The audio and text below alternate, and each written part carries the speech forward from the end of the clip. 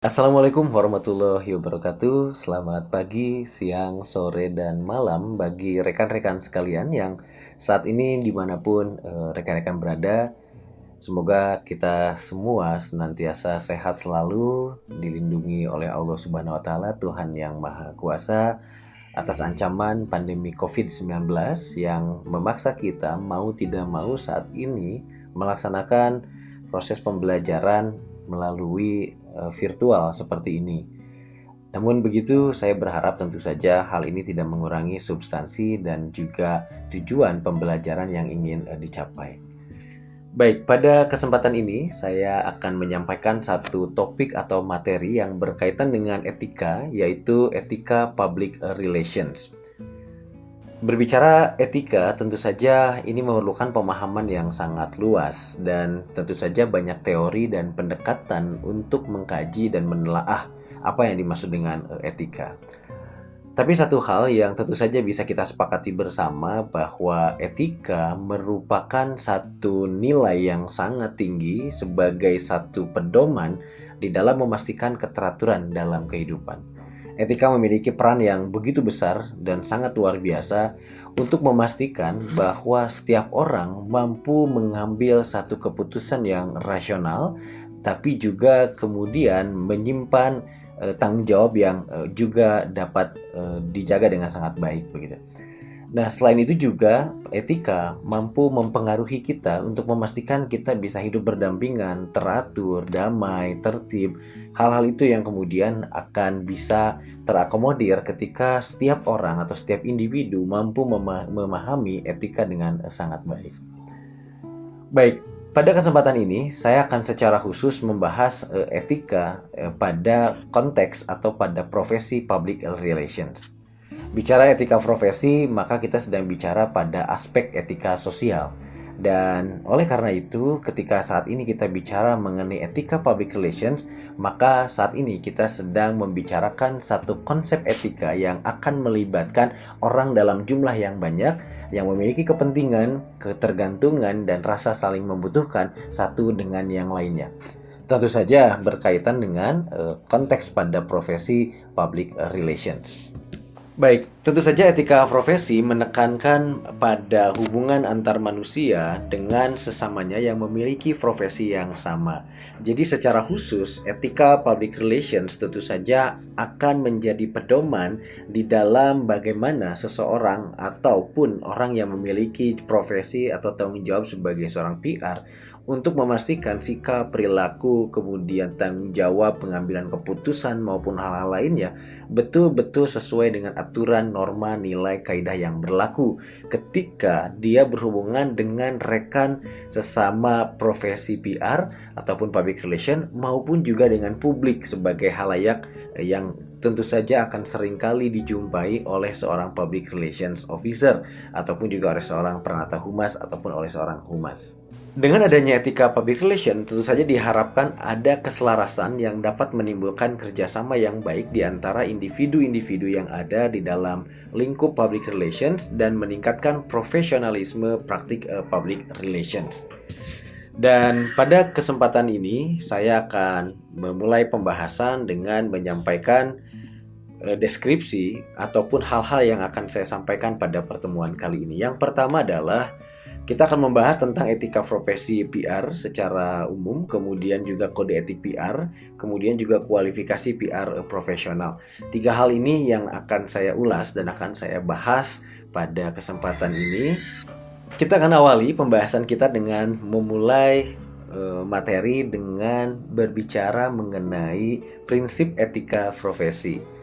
Seperti kita ketahui bersama bahwa di dalam lingkup etika profesi terdapat beberapa prinsip yang mensyaratkan untuk kemudian dipahami dengan sangat baik oleh setiap individu agar dapat diterapkan dengan sangat baik di dalam kehidupan sehari-hari, baik pada konteks individu dan masyarakat, individu dan kelompok orang, ataupun juga pada konteks pekerjaan maupun profesi.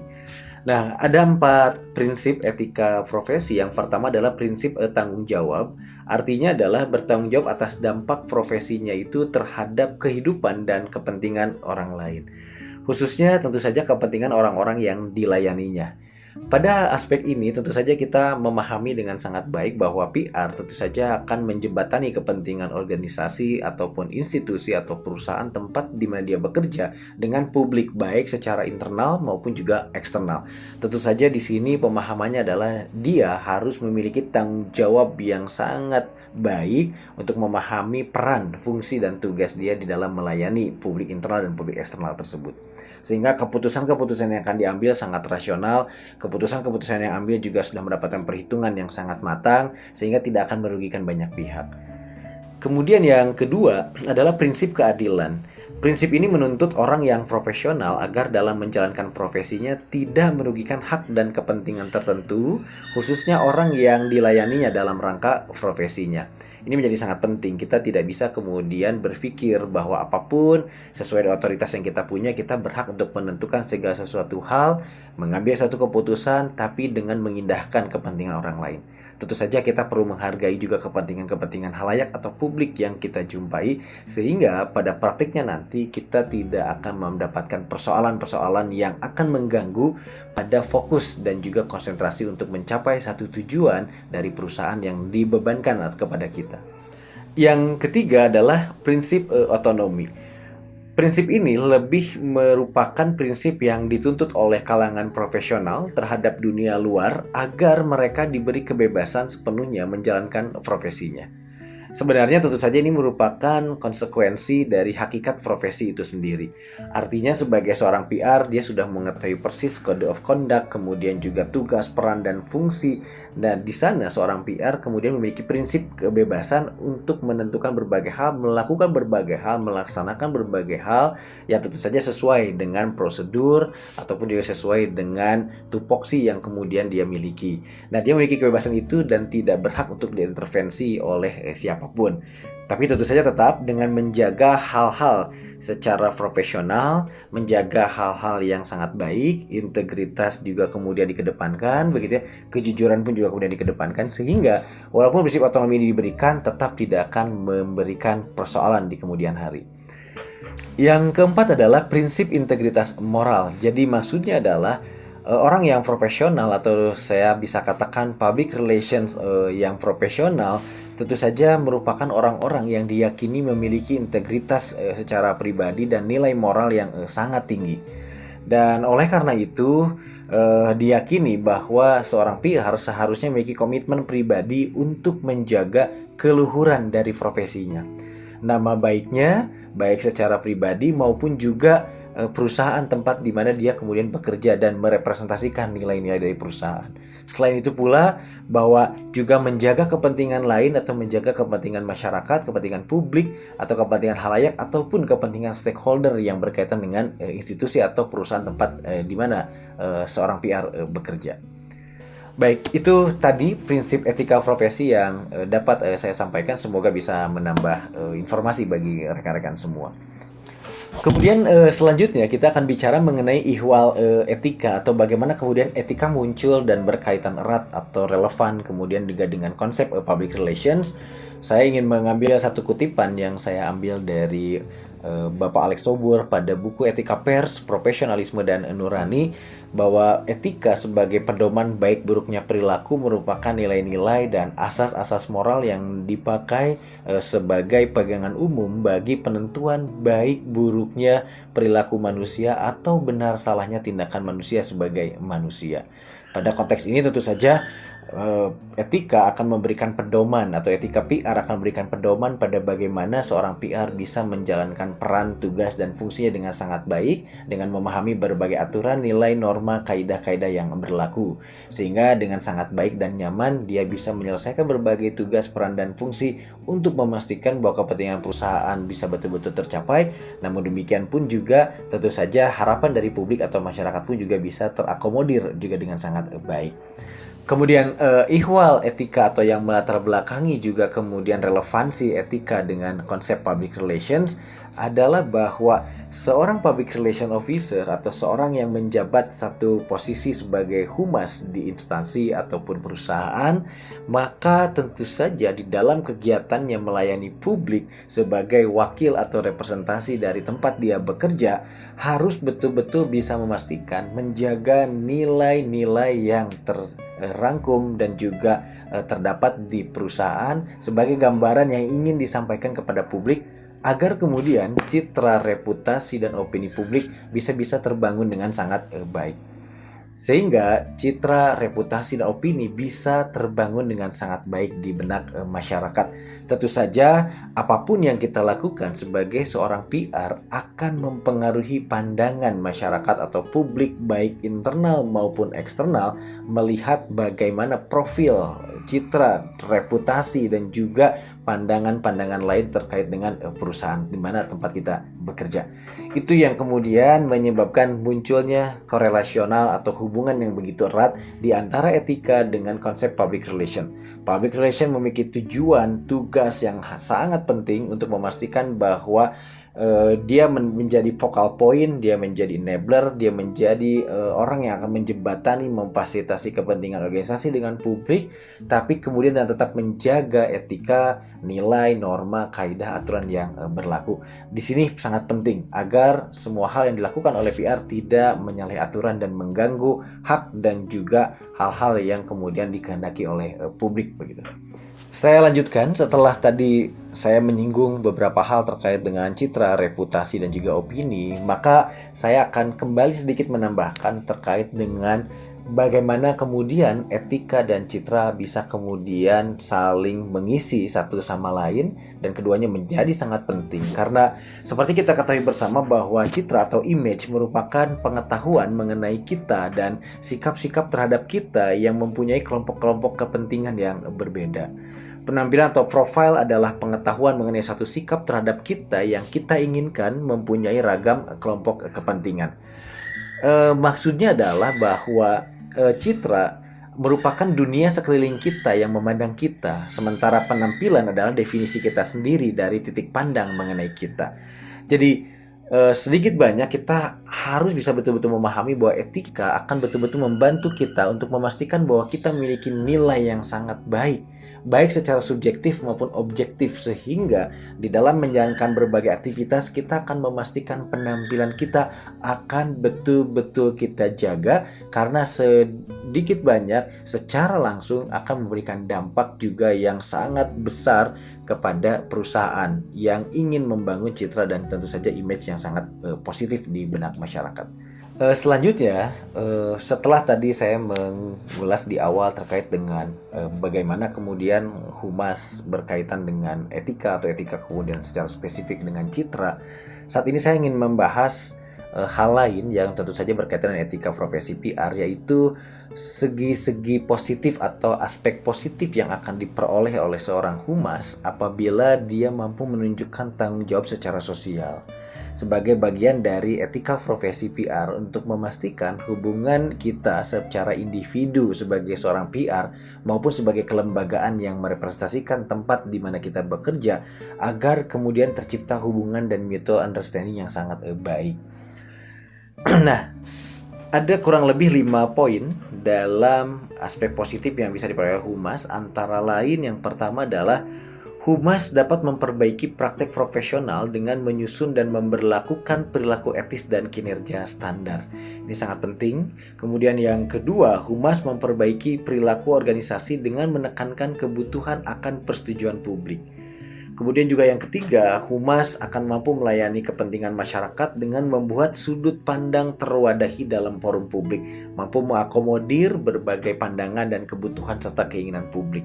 Kemudian juga humas dapat melayani masyarakat kita yang terkotak-kotak dan tersebar dengan menggunakan komunikasi dan mediasi untuk menggantikan informasi yang keliru dengan informasi yang tepat serta perselisihan dengan keharmonisan. Dan poin kelima atau poin terakhir adalah bahwa aspek positif yang bisa diperoleh adalah bahwa humas yang memenuhi tanggung jawab sosialnya untuk meningkatkan kesejahteraan umat manusia dengan jalan membantu sistem sosial untuk beradaptasi dengan perubahan kebutuhan dan lingkungan.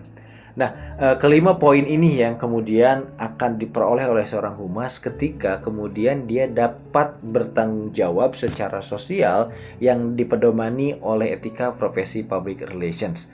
Karena ketika bicara etika, kita akan bicara pada aspek keadilan, kita akan bicara soal aspek kemudian menghargai orang lain, kemudian aspek kemudian memastikan bahwa semua pihak dalam kondisi yang sangat baik, kita memastikan sikap, perilaku, dan tindakan-tindakan kita pun akan rasional dan dapat dipertanggungjawabkan. Baik, selanjutnya saya akan membahas hal yang lebih jauh, terutama berkaitan etika dalam profesi humas. Etika dalam profesi humas yang harus dipahami terdiri dari beberapa hal yang akan saya sampaikan satu persatu. Saya akan awali dengan yang pertama, bahwa etika seorang humas yang harus dimiliki dan dipahami adalah menjadi good communicator for internal and external public. Tentu saja menjadi komunikator yang sangat baik. Bagaimana mengemas pesan, menciptakan pesan, kemudian menyampaikan pesan melalui berbagai saluran atau media yang betul-betul tepat, sehingga kemudian bisa diterima juga dengan sangat baik. Dan tentu saja harapannya bisa memperoleh feedback dan efek sesuai dengan yang kita harapkan. Kemudian yang kedua, etika yang kedua adalah tidak terlepas dari faktor kejujuran atau integritas sebagai landasan utamanya. Kejujuran menjadi segalanya, ini sangat penting, terlepas dari berbagai persoalan yang nanti akan melibatkan perusahaan, bahwa seorang PR atau humas harus tetap menjaga integritasnya dengan menyampaikan berbagai hal secara jujur dan terbuka. Ini menjadi sangat penting bagi seorang PR. Kemudian yang ketiga, memberikan kepada bawahan atau karyawan adanya sense of belonging dan sense of wanted pada perusahaannya, agar membuat mereka merasa diakui dan juga dibutuhkan. Baik, selanjutnya pada poin yang keempat adalah bahwa etika yang harus dimiliki oleh seorang humas pun juga adalah etika sehari-hari di dalam berkomunikasi dan berinteraksi dengan sesama. Dan saya kira kita sepakat bahwa negara kita merupakan negara yang menganut budaya ketimuran, yang dimana kemudian keramah tamahan, kemudian tepuk seliro, tenggang rasa, itu semua merupakan sebuah hal yang sudah melekat di dalam keseharian kita di masyarakat. Tentu saja hal-hal ini yang sudah baik ini menjadi bekal yang cukup atau modal yang sangat cukup bagi seorang humas atau PR untuk memastikan bahwa interaksi dia dan komunikasi dia dengan orang lain bisa betul-betul dilakukan dengan sangat baik. Kemudian yang kelima, etika seorang humas adalah menyampaikan informasi-informasi penting kepada anggota dan kelompok yang berkepentingan. Lalu kemudian juga yang keenam, bagaimana kemudian seorang humas harus menghormati prinsip-prinsip rasa hormat terhadap nilai-nilai manusia. Ini sangat penting. Kemudian juga menguasai teknik dan cara penanggulangan kasus-kasus sehingga dapat memberikan keputusan dan pertimbangan secara bijaksana.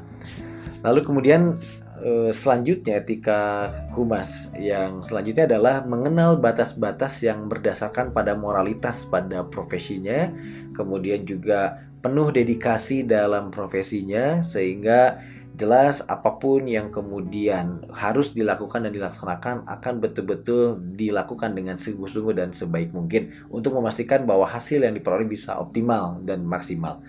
Kemudian yang terakhir adalah mentaati kode etik kehumasan yang saya kira banyak bisa dilihat di IPRA, kemudian PRSA, ataupun mungkin juga kita bisa lihat di Bako Humas apabila rekan-rekan sekalian nanti akan bekerja sebagai seorang penata humas di pemerintah. Atau kita juga bisa kemudian melihat code of conduct atau kode etik PR di asosiasi PR terbesar di Indonesia dan yang tertua di Indonesia, yaitu Perhumas. Di sana juga tertuang kode-kode etik. Nah, kode-kode etik inilah yang kemudian harus dipahami sebagai satu acuan dan pedoman di dalam menjalankan berbagai aktivitas PR sehari-hari begitu ya.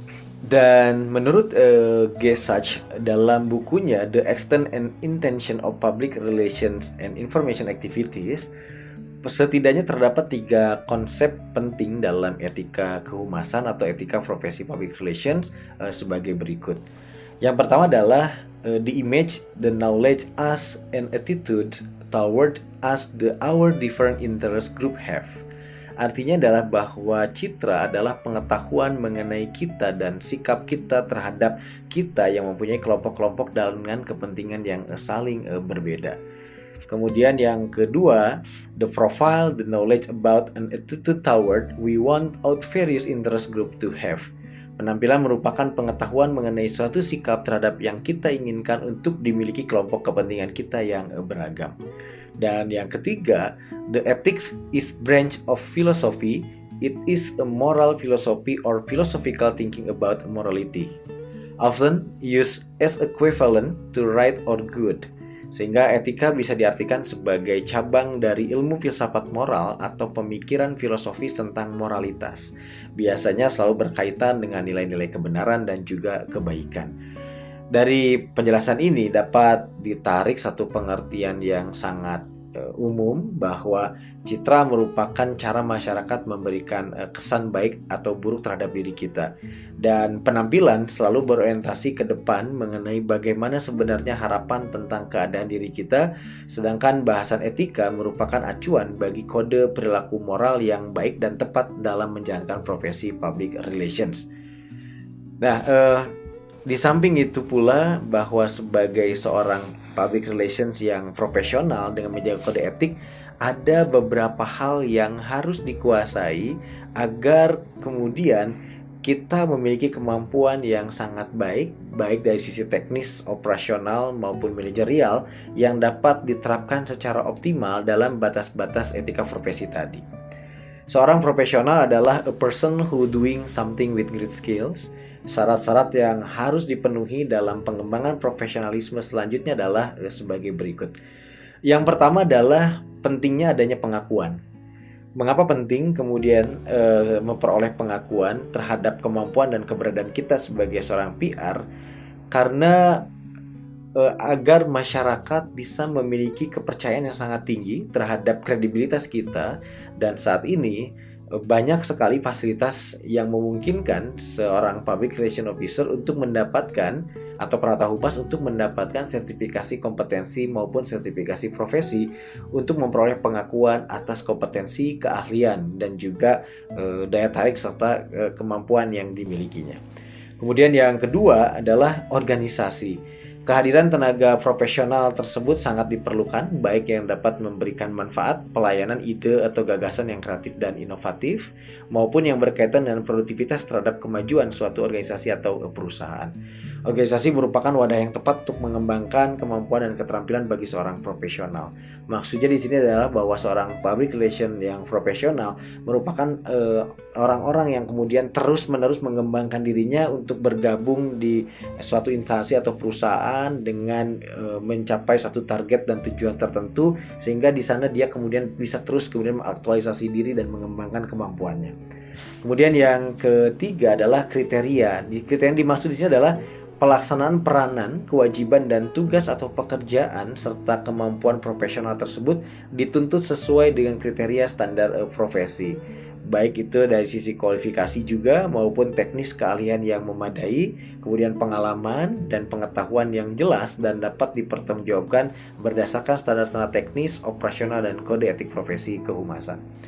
Lalu kemudian yang keempat adalah kreatif. Seorang profesional harus memiliki kemampuan untuk mengembangkan ide dan juga gagasan yang kaya dengan pemikiran-pemikiran yang cemerlang, inovatif, dan kreatif demi tercapainya kemajuan bagi dirinya maupun lembaga, ataupun juga produktivitas dan memberikan manfaat bagi publik ataupun masyarakat yang lainnya. Dan yang terakhir yang sangat penting juga sebagai seorang profesional yang betul-betul sangat baik dan sangat maksimal dan mampu untuk mencapai tujuannya adalah merupakan seorang konseptor.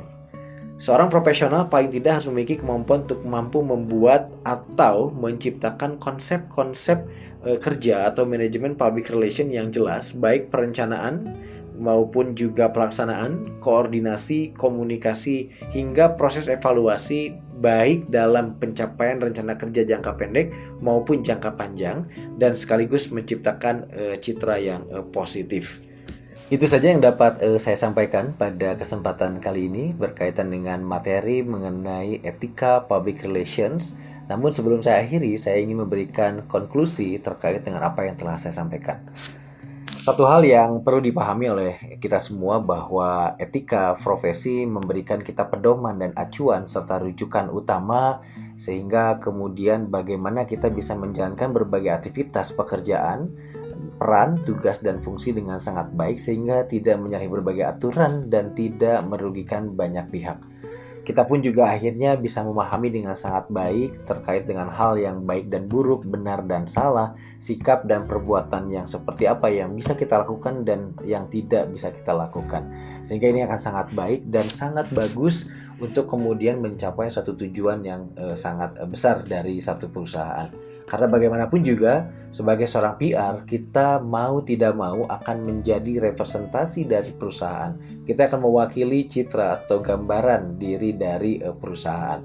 Nah, oleh karena itu saya akan tutup materi pada hari ini dengan menyampaikan satu quotes yang disampaikan atau ungkapan yang kemudian disampaikan oleh William P. Nichols, bahwa dia menyampaikan bahwa humas atau PR ibarat cermin yang Anda pegang di depan organisasi Anda, sehingga Anda, organisasi yang Anda wakili dan publik dapat melihat segala sesuatu yang tampak pada cermin tersebut. Tentu saja jika cermin itu retak, kotor, dan banyak goresan akan memantulkan gambaran atau citra yang rusak. Dan tentu saja, ini pun juga akan berdampak pada rusaknya juga wajah organisasi Anda yang sebenarnya. Akan tetapi apabila cermin itu kemudian bersih, cemerlang, akan memperlihatkan wajah organisasi Anda yang sebenarnya pula, terang dan jelas. Itu saja yang dapat saya sampaikan. Terima kasih banyak atas perhatian dan kebersamaan rekan-rekan sekalian. Semoga apa yang saya sampaikan dapat bermanfaat bagi rekan-rekan sekalian. Sampai bertemu pada pertemuan selanjutnya dan kesempatan yang akan datang. Saya akhiri, wabillahi taufiq wal hidayah. Wassalamualaikum warahmatullahi wabarakatuh. Selamat pagi, siang, sore, dan malam untuk rekan-rekan sekalian. Sampai jumpa.